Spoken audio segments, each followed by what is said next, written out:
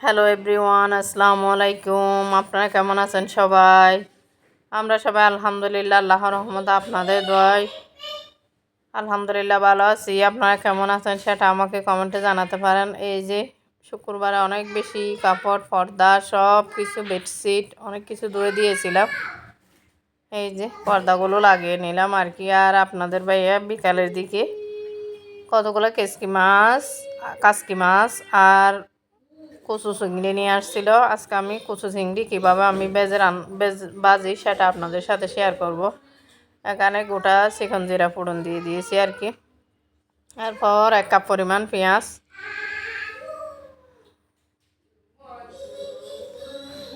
পেঁয়াজটা ভেজে নিচ্ছি আর কি। 1 কাপ পরিমাণ পেঁয়াজ দিয়ে দিয়েছি। আর আপনারা এখানে আমার ছোটো ছেলের আওয়াজ পেতে পারেন, সেটা একটু ইগনোর করবেন। আর আপনাদের যাদের কষ্ট হয় সেটা একটু মানিয়ে নেবেন আর কি। এই যে পেঁয়াজটা আমি ভালো করে ভেজে নিচ্ছিলাম। এখানে 1 কাপ পরিমাণ পেঁয়াজ দিয়ে দিয়েছি আর কি। আর একটা মাঝারি সাইজে টমেটো আমি কেটে দিয়েছি, কাঁচামরিচ কুচি দিয়েছি। এরপর 1 চামচ হলুদ, 1 চামচ শুকনো মরিচ আর 1/2 চামচ ধনিয়া দিয়েছি। আমার হাজব্যান্ড আর বাচ্চারা এই কচু চিংড়ি ভাজা অনেক বেশি পছন্দ করে, সেজন্য কালকে আনছিল, সেটা আমি চিংড়িটা ভেজে নিয়েছি। কালকে আমি কাজের জন্য কোনো ভিডিও করতে পারিনি, যতটুকু করেছি এই রেসিপিটা আপনাদের সাথে একটু শেয়ার করছি আর কি।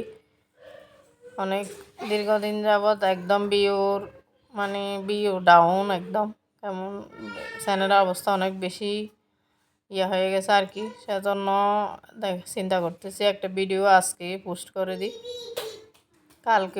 কালকের ভিডিওর ভিউ খুব কম, কমেন্ট করে করে অনেকেই চলে গেছে। কেন যে এরকম করে জানি না, দেখতে ইচ্ছা না করলে দেখবে না, এরা কমেন্ট করে হুট করে চলে যায়। এদের কি অবস্থা বুঝি না। আর আপনারা যারা একটা লাইক দেননি, প্লিজ একটা লাইক দিয়ে ভিডিওটি কন্টিনিউ করবেন। আর আজকে একদম ছোটো ভিডিও, 5 মিনিটের একটা ভিডিও, আপনারা ফুল ওয়াচ করবেন আশা করি। এখন লবণ দিয়ে আমি ভালো করে মিক্স করে নেব। মিক্স করে ভালো করে ভেজে নেব আর কি। এই যে রান্নার মধ্যে ব্লগ চলে আসছে আর কি। যে আমি একটু ভালো করে মিশিয়ে দিচ্ছিলাম। আপনারা এগুলাকে কি মাছ বলেন, কচু চিংড়ি, এগুলাকে সেটা আমাকে কমেন্টে জানাতে পারেন। আর আপনারা কীভাবে খান সেটাও আমাকে জানাতে পারেন।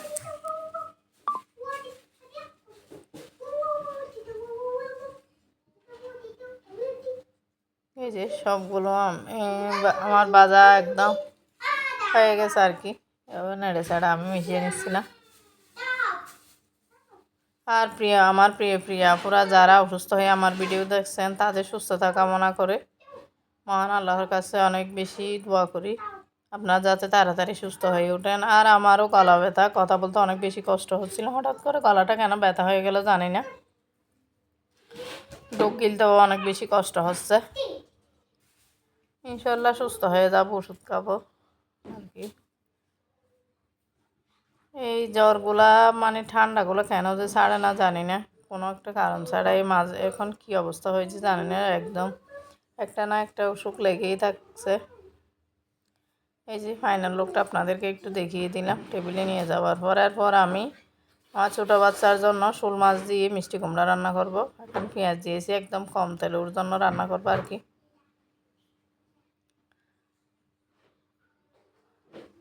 কারেন্টটা চলে গিয়েছিল, এটা একটা সকালের ভিডিও, তাই আলুর পর্যাপ্ততা একদম কম,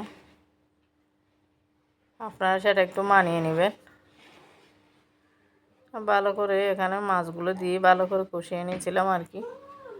শেষ পর্যন্ত ভিডিও ধারণ করা হয় নাই, আমি অন্য কাজে ব্যস্ত হয়ে গেছিলাম। সকালে তো অনেক বেশি ব্যস্ত থাকি। একটু পানি দিয়ে ভালো করে কষিয়ে নেব। আর মিষ্টি কুমড়াগুলো দিয়ে দেবো আমি একসাথে, যাতে হয়ে যায়। মিষ্টি কুমড়াও নরম তরকারি, আর মাছটাও তো এখন হয়ে যাবে।